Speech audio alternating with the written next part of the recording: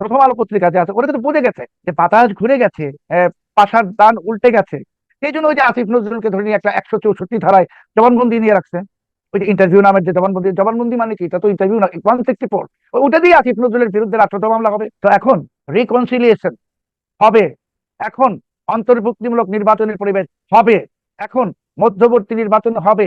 তার বহু আগে শেখ হাসিনা বাংলাদেশে আসার পর এই তারেক রহমান সাহেব তার ধাক্কা দিয়ে ইউনুসকে জেলে ঢোকাবেন, তার ধাক্কা দিয়ে ইউনুসের সব লোককে জেলে ঢোকাবেন। আর পানি লাগলে ভারত যাইতে হবে।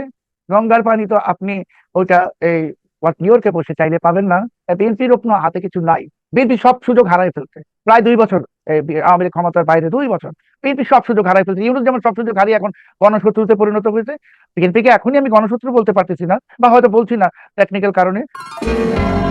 আমন্ত্রণ জানাচ্ছি প্রিয় দর্শক, মানচিত্রের নিয়মিত আয়োজন কথোপকথনে আজকে আমাদের সঙ্গে আলোচনায় যুক্ত রয়েছেন ব্লিটজের সম্পাদক সিনিয়র জার্নালিস্ট সালাউদ্দিন শোয়েব চৌধুরী। সালাউদ্দিন শোয়েব চৌধুরী, কয়েকটি বিষয় একটু আলোচনা করতে চাই আপনার সঙ্গে। প্রথমেই আবারও আমাদেরকে বাধ্য হয়ে ডক্টর ইউনূস প্রসঙ্গটি আনতে হচ্ছে, তার কারণ সামনে 20শে আগস্ট নতুন রাষ্ট্রপতি নির্বাচিত হবে সংসদ সদস্যের মাধ্যমে। আহ খুবই অপ্রত্যাশিত ভাবে, অনাকাঙ্ক্ষিত ভাবে কোন কোন গণমাধ্যম তাকে সামনে টেনে নিয়ে আসছে, যার কারণে আমাদেরকে ওই বিষয়টি নিয়ে আসতে হচ্ছে। কেন রাষ্ট্রপতি নির্বাচনের ক্ষেত্রে বা রাষ্ট্রপতি পদের জন্য আবার ডক্টর ইউনূসের নাম এরকম শোরগোল আকারে শোনা যাচ্ছে? বিষয়টি কি আসলে? অনেক অনেক ধন্যবাদ। দেখুন, এই নির্লজ্জতার যদি কোনো অলিম্পিক মেডেল থাকতো, তাহলে সেই নির্লজ্জতার অলিম্পিক মেডেল ইউনুস এবং তার যে সাংঘাতিকরা সবাই পেত একটা করে। জাতিসংঘের মহাসচিব পদের জন্য মনোনয়ন বন্ধ হয়ে গেছে 30শে জুলাই। এতদিন পরে সে, মানে আজকে তো 8 তারিখ, গতকালকে বা পরশুদিন ওই যে ইউনুসের যে বিখ্যাত গয়েবলস, সে যে একটা কি নামের একটা কি যেন বানায় না, চালায় ওই সাইফুর রহমান সাহেব বিএনপির মন্ত্রী ছিলেন, উনি যেটা বলেছিলেন যে টয়লেট পেপার, সেখানে লিখেছে ইউনুস সাহেব জাতিসংঘের মহাসচিব হতে আগ্রহী নন। আর আগ্রহী হইলে লাভ কি, ওটা 30শে জুলাই ক্লোজ হয়ে গেছে। 30শে জুলাই ক্লোজ হয়েছে, 6 তারিখ বলে উনি আগ্রহী নন, উনি বাংলাদেশের প্রেসিডেন্ট হতে আগ্রহী নন। মানে এত ওরা আমাদের সবাইকে, বাংলাদেশের সব মানুষকে এত বোকা মনে করে। আসলে তো বাংলাদেশ মানুষ বোকা, বাংলাদেশের মানুষ বোকা বলেই তো 24শে আগস্ট মাসে এই দানবটাকে ফ্রান্স থেকে উড়িয়ে এনে বাংলাদেশে তার হাতে তুলে দিয়েছিল। জাতিসংঘের মহাসচিবের প্রসেস ক্লোজ হয়ে গেছে 30 তারিখ, মানে সব মনোনয়ন প্রক্রিয়া। সেখানে হুম, 6 তারিখ এসে বলে উনি আগ্রহী নন। আরো বলে বাংলাদেশের টেলিভিশনে নাকি এখন এবং টকশো গুলোতে গুজব ছড়ানো হচ্ছে এই ইউনুসের যে সেই টয়লেট পেপারের সম্পাদক বলে। আর তাদের সময় সে কি করছে, সে নিজে কত গুজব ছড়াইছে। বাংলাদেশে নাকি ইউনুসের সময় সাংবাদিক নির্যাতন হয় নাই। ভাই, বাংলাদেশে সাংবাদিক নির্যাতন হয় নাই? আমার তো জানাশোনা কয়েকজন সাংবাদিকের মধ্যে আপনি মঞ্জুর আলম পান্না সাহেবই তো একজন। তাহলে যদি ওর ভাষায় সাংবাদিক নির্যাতন বলতে বোঝায় রাস্তার মধ্যে ফেলে সাংবাদিকদেরকে কোরবানির গরুর মতো জবাই করা, ওইটা হয় নাই। তো এই যে নির্লজ্জ বেহায়া লুটেরা পাটপার, এরা আগেও দেশটাকে ধ্বংস করছে, 18 মাসে দেশ তো ধ্বংস। এখন আবার নতুন করে ক্ষমতায় ফিরে আসে প্রেসিডেন্ট পদের জন্য। সে বলে না, উনি কোনো রাজনৈতিক পদে যাবেন না। হুম, হুম। ইউনুসকে যদি বলা হতো তুমি প্রেসিডেন্ট হবে, একটা ছোট কাজে মিরপুর গ্রামীণ ব্যাংক ভবন থেকে বা ইউনুস সেন্টার থেকে বঙ্গভবন, এইটুকু জায়গা তুমি জিপ দিয়ে চেটে চেটে রাস্তাটা পরিষ্কার করবা, ওটার জন্য সে রাজি ছিল। এতটা বাজে লোক, নির্লজ্জ লোক। ইউনুসকে নিয়ে কোনো গুঞ্জন নাই, ইউনুস নিজে নিজে গুঞ্জন ক্রিয়েট করছে। আর দ্বিতীয় হলো যেটা, যে আগামীতে তো রাজনীতির দিক পরিবর্তন হয়ে যাচ্ছে দ্রুত গতিতে। তারেক রহমান সাহেব ভারতে গেলেও পরিবর্তন হবে, আর না গেলে তো গঙ্গার পানি পাবে না। গঙ্গার পানি লাগলে আপনাকে দিল্লিতেই যেতে হবে। ঢাকায় বসে আপনি ওই হুমায়ুন আর খলিলুর দিয়ে ওই যে 9 বার না 11 বার এডিট করতে হয় একটা ইংরেজি বিবৃতি দেওয়ার জন্য, যেগুলো করেন না, এগুলো করে ভারতে কোনো লাভ হবে না। বরং যে এগুলো আপনি যে কি করতেছেন, এটা ভারতের কিছু আসে যায় না, বরং বন্যার পানিতে দিবে না। তারেক রহমান সাহেবকে যেতে হবে দিল্লিতে, গিয়ে গঙ্গার পানি তিনি তো ভাবে চাইতে হবে, আর দিল্লি দিয়ে দেবে গঙ্গার কেন পানি। কেন আমরা কিন্তু হয়ে চাইবো? এটা তো আমাদের হিস্সা, গঙ্গার পানির বিষয়টা তো আপনি আমাদের কোন, হিস্সা, এটা আমার। আপনি তো জি। বড় দেশ, আপনি তো আমেরিকার সঙ্গে পারেন নাকি যে হিস্সা অধিকার পারি বলতে? আমরা আমেরিকা বড় দেশ, তো ভারতের সঙ্গে ভারত আপনি ছোট দেশ নাকি? ভারত কি পাকিস্তান নাকি এত বড়? সে চাইলে দিবে না, কিসের হিস্সা? আমেরিকাতেও তো আপনি চাইলে দিবে আপনাকে। আর এখন আমেরিকা ভারত একখানে হয়ে গেছে। তো গঙ্গার পানি চাইলেই শর্ত আসবে, অন্তর্ভুক্তিমূলক রাজনীতি, শেখ হাসিনাকে ফিরতে দিতে হবে, এইগুলো শর্ত আসবে। এটা শুধু ভারত দিবে না, সার্জিও গৌরব দিবে, ডোনাল্ড ট্রাম্পও দিবে। কেন? যে ডোনাল্ড ট্রাম্পের অবস্থাটা কেমন হচ্ছে, আপনি ছোটবেলায় একটা প্রবাদ আমরা বলতাম না, যে পাগল সাকু নারাজ নে, ভালো কথা মনে করছেন? তো ডোনাল্ড ট্রাম্পকে অনেকদিন পরে মনে করাই দেওয়া হলো যে বাংলাদেশে ইউরোস ছিল ওই যে বাইডেনের লোকটা যে আপনার বিরুদ্ধে নির্বাচনে টাকা খাটিয়েছিল, ও তাই তো। এখন কিন্তু ওই তার লোকরাই ক্ষমতায়। তো ট্রাম্পের এতদিন পরে মনে হয়েছে যে বাংলাদেশে তো, ও ওরা তো আমার লোক না, আর চুক্তি তো আপনি করছেন, এটা যদি আমাকে প্রাইম মিনিস্টার বানায় দেয় বা আপনাকেও বানায়, আপনি তো এটা মানতে বাধ্য। চুক্তি তো মানতে হবে। মার্কিন যুক্তরাষ্ট্রের সঙ্গে যুদ্ধ করে পারবেন না, তর্ক করে পারবেন না, আর ভারতের সাথেও পারবেন না। কাজে পানি চুক্তি লাগলে দিল্লি যেতে হবে, দিল্লি গেলে অন্তর্বর্তীমূলক নির্বাচন লাগবে। আমি তো আপনার এই অনুষ্ঠানে বলেছিলাম আগের বার, আবার বলছি, 2027 সালে মধ্যবর্তী নির্বাচন দিতে হবে এবং দিবে। এই যে ইউনুসের যে একটা, এখানে প্রথম আলো পত্রিকা যে আছে, ওরা কিন্তু বুঝে গেছে যে বাতাস ঘুরে গেছে, পাশার দান উল্টে গেছে। সেই জন্য ওই যে আসিফ নজরুলকে ধরে নিয়ে একটা 164 ধারায় জবানবন্দি নিয়ে রাখছে। ওই যে ইন্টারভিউ নামের যে জবানবন্দি, জবানবন্দি মানে কি, এটা তো ইন্টারভিউ না, 164। ওটা দিয়ে আসিফ নজরুলের বিরুদ্ধে রাষ্ট্রদ্রোহ মামলা হবে, ওটা দিয়ে আসিফ নজরুলের ফাঁসি হবে। তো প্রথম আলো জানে যে পট পরিবর্তন হয়ে যাচ্ছে, পালাবদল হয়ে যাবে, অথবা পাশার দান উল্টে গেছে। ওরা এখন দেখবেন ক্রমশ, প্রথম আলোরা অনেক স্মার্ট পত্রিকা, তো আমার আপনার মতো ওরা তার বোকা না, অনেক স্মার্ট। তো ওরা দেখবেন যে আস্তে আস্তে অনেক কিছু করবে, ধীরে ধীরে। মানে ওই যে লোকগুলোকে আইনা টেনে টেনে টেনে টেনে 164 ধারায় জবানবন্দি দেওয়া রাখবে, যাতে ভবিষ্যতে মধ্যবর্তী নির্বাচন হলে বিএনপি আর ক্ষমতায় আসবে না। এটা তো ওই ইন্টারভিউতে কি এমন বলেছেন আসিফ নজরুল যার জন্য এটাকে আপনি 164 ওই ধারা জবানবন্দি ইন্টারভিউতে বলছেন? ওনাকে জিজ্ঞেস করা হয়েছে, ওই যে একটি ঘটনা ঘটেছিল, তো বললো ওই যে স্নাইপার রাইফেল, উনি বললো আবার খোলার রোড থেকে সব। হুম, হুম, তারপরে উনি, বুঝছো তো, তারপরে ওনাকে ক্যান্টনমেন্টে ডাকা হলো। তো হুম, ক্যান্টনমেন্টে উনি গিয়ে দেখলেন যে সেনাপ্রধান সভাপতিত্ব করছেন, ওনার ডানে ভাবে সম্ভবত বিমান বাহিনী নৌবাহিনী প্রধান ছিলেন হুম, সম্ভবত। আসিফ নজরুলের মতো একটা কুচক্রী ষড়যন্ত্রকারী, তার সব মনে থাকে। তাকে রাতের বেলা ফুলার উঠে গিয়ে কি বলে, স্নাইপার দিয়ে মনে থাকে। তাকে যখন আনতে গেল, তার ওয়াইফ কাঁদতে কাঁদতে বলে তোমাকে নিয়ে মেরে ফেলবে, এটাও মনে আছে। আর সেনাপ্রধানের পাশে নৌবাহিনী বিমান বাহিনী প্রধান ছিল সম্ভবত। তো এখন এই আসিফ নজরুল আরো বাকিগুলোকে প্রথম আলো টেলিস্টার ওরাই ওই স্লটার হাউস, মানে এই জবাইখানায় নিয়ে আসবে, নিয়ে এসে একটা একটা করে 164 করবে। কারণ প্রথম আলো টেলিস্টার জানে যে দেশে ক্ষমতার পালাবর্তন হয়ে যাবে। নির্বাচন তো দিতে হবে, আগামী 2027 নির্বাচন হবে। আর নির্বাচন হলে তো বিএনপি কে কেউ ভোট দিবে না। আর জামাতে ইসলামী তো অরিজিনালি যে তাদের 6 বা 7টা আসন ওইটাই পাবে। আর এনসিপি এনসিপি এগুলো তো মানে ওই যে আছে না, আমাদের সিলেটে একটা লোক ছিল, সাইফুর নাম, সৈফুর, প্রেসিডেন্ট নির্বাচন হলে সেই নির্বাচনে দাঁড়াইতো, হক্কা সৈফুর নাম ছিল, বিখ্যাত লোক। মানে প্রেসিডেন্ট যদি কোটি কোটি ভোট পাইতো, তো সে কয়েকশো ভোট পাইতো, কিন্তু প্রেসিডেন্ট নির্বাচনে দাঁড়াইতো। তো এনসিপি টেনসিপি এগুলো আগামী নির্বাচনে দাঁড়াবে। সব জামানত বাজেয়াপ্ত হবে, নির্বাচন আসছে 2027 সালে, শেখ হাসিনা বাংলাদেশ ফিরে আসবে, অন্তর্ভুক্তিমূলক রাজনীতি দিতে হবে এবং দিবে, এই বিএনপি দিবে, আপনি নিশ্চিত থাকেন। আর পানি লাগলে ভারত চাইতে হবে। গঙ্গার পানি তো আপনি ওইটা এই নিউ ইয়র্কে বসে চাইলে পাবেন না। আপনি কিন্তু চলে গেলেন কুয়ালালামপুর, আপনি চলে গেলেন কুয়ালালামপুর, আপনি চলে গেলেন বেইজিং, তো আপনি ভারতে যাবেন না? এটা সম্ভব? যান না। না গেলে আবার কাঁচামরিচ নেন কেন? তারপর ডিজেল নেন কেন? ভারতের বিরুদ্ধে একটা বিবৃতি দিতে পররাষ্ট্র মন্ত্রণালয়, যেটা 11 বার রিপিট করতে হয়েছে, হুম, হুম। পরের দিনই পরের দিনই আবার ডিজেল চাই। আরে ভাই, লাশ শরম আছে না একটা? 5-6 দিন দেরি করে চাইতেন। লাশ শরম তো না, আপনি বলেন টাকা দিয়ে তো কিনি, আমরা তো টাকা দিয়ে কিনতে না করছে কে? আপনি টাকা দিয়ে পাকিস্তান থেকে কিনেন, টাকা দিয়ে আপনি চীন থেকে কিনেন, আপনি ইরান থেকে কিনে নিয়ে আসেন। ভারত থেকে কিনতে হবে কেন? ওটা বয়কট ইন্ডিয়া, আমিও বলতে। এখন ওরা আগে বলছে, এখন আমি বলবো বয়কট ইন্ডিয়া, ভারত বাদ।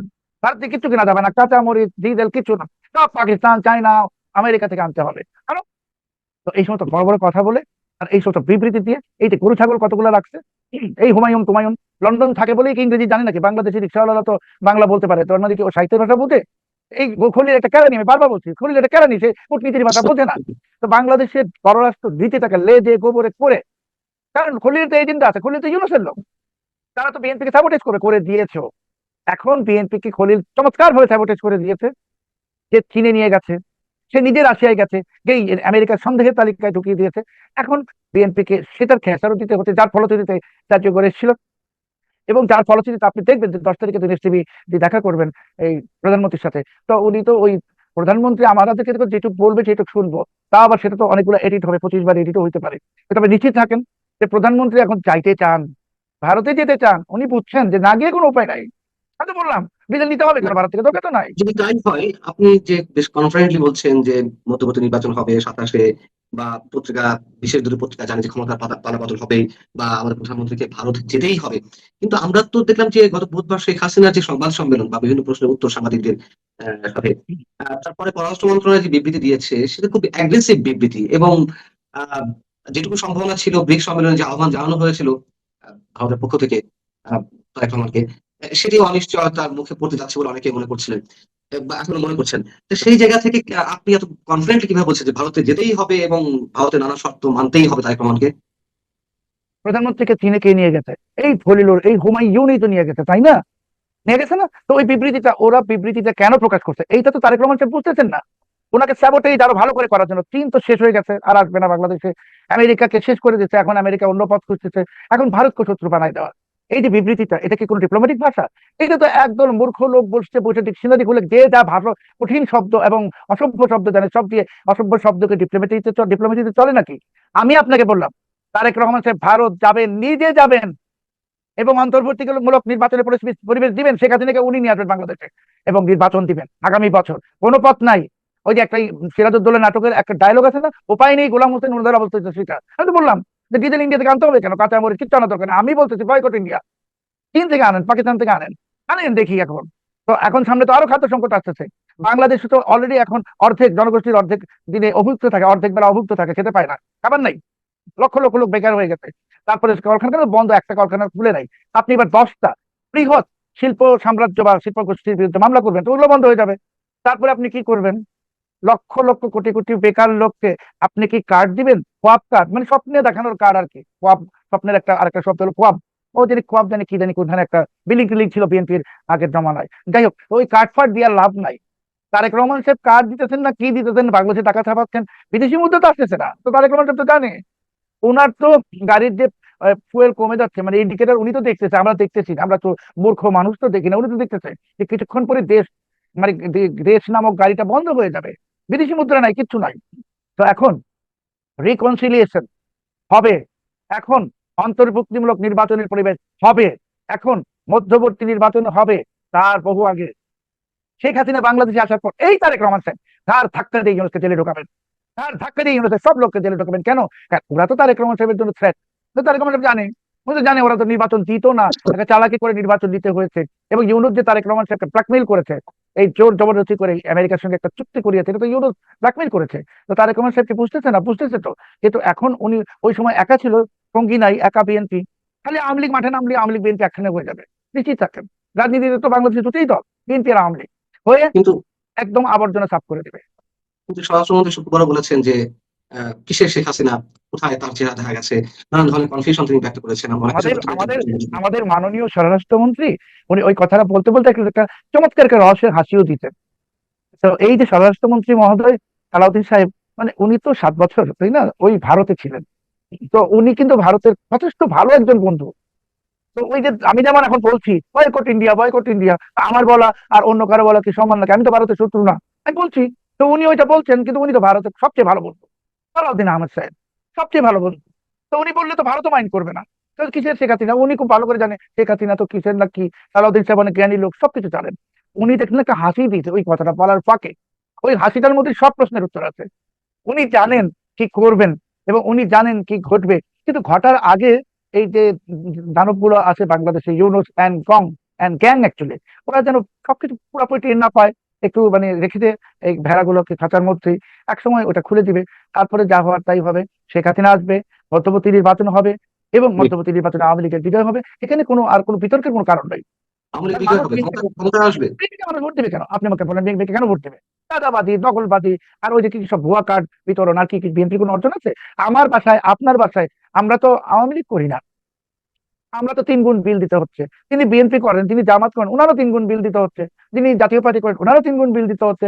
আমাদের কারো বাসা বাড়িতে তো 3টা পর্যন্ত গ্যাস থাকে না রান্না করার জন্য, তাই না? আমরা তো দুপুরের খাবার এখন রাতের বেলা খাই। তো এই অবস্থায় বিএনপিকে ভোট দেবে কেন? বিএনপি শোচনীয় পরাজয় হবে। আপনার এই অনুষ্ঠানে আমি বলেছিলাম নির্বাচনের আগে বিএনপি ব্যাপক বিপুল বিজয় হবে। এখন বলছি নেক্সট নির্বাচনে বিএনপি শোচনীয় পরাজয় হবে। শোচনীয় মানে বিরোধী দল হবে। আর জামাত তো 2-3টা আসন পাবে, এনসিপি অস্তিত্ব নাই, এই দিকে যাচ্ছে।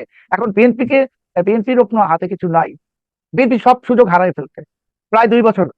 আওয়ামী লীগ ক্ষমতার বাইরে 2 বছর বিএনপি সব সুযোগ হারাই ফেলছে। ইউনুস যেমন সব সুযোগ হারিয়ে এখন গণশত্রুতে পরিণত হয়েছে, বিএনপিকে এখনই আমি গণশত্রু বলতে পারতেছি না, বা হয়তো বলছি না টেকনিক্যাল কারণে, কিন্তু বিএনপিও তাদের সব সুযোগগুলো হারিয়ে ফেলেছে। এখন তারেক রহমান সাহেবের আর নতুন করে কিছু করার নাই। ওনার মন্ত্রীরা তো প্রকাশ্যে অনেক কিছু করতেছে, তাই না? আমরা পত্রপত্রিকায় দেখি যে এটা করে সেটা করে, কি নাম দিয়ে দেয়, এটা করে, টেন্ডার করে, চুরি করে, সবই তো করতেছে। তো কাজেই হুম, হুম, আপনি কথা হুম। বলি মানচিত্রে অন রেকর্ড, শেখ হাসিনা ডিসেম্বরে আসছে না। শেখ হাসিনা এই বছরের ডিসেম্বরে আসছেন না। শেখ হাসিনা ডিসেম্বরের কয়েক মাস আগেই আসছেন। আচ্ছা, তার মানে তো এটা আগস্ট, সেপ্টেম্বর, অক্টোবর রয়েছে মাঝখানে, যদি কয়েক মাস আগে ডিসেম্বর, আসতে পারে। ডিসেম্বর না, আচ্ছা, ডিসেম্বর না।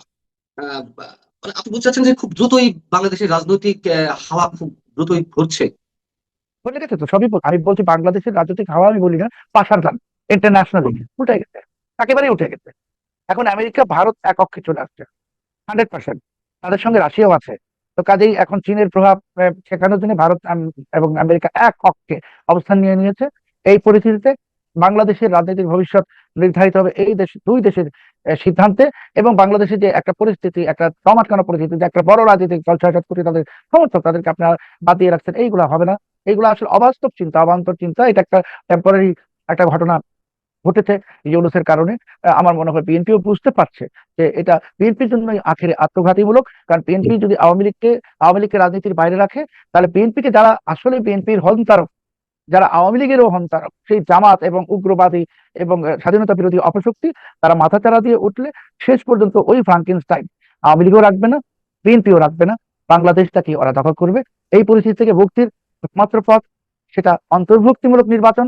তারেক রহমান সাহেব নিশ্চিতভাবে জানেন, এটা উনি জানেন এবং উনি এটা বিশ্বাস করেন এরই মধ্যে, এবং উনি এটা করবেন। এত সহজে করবেন? এতদিন পর ক্ষমতা হাতে পেয়ে মানে বাংলাদেশের রাজনীতির প্রেক্ষাপটে এটি কোনো দল করতে চাইতে পারে?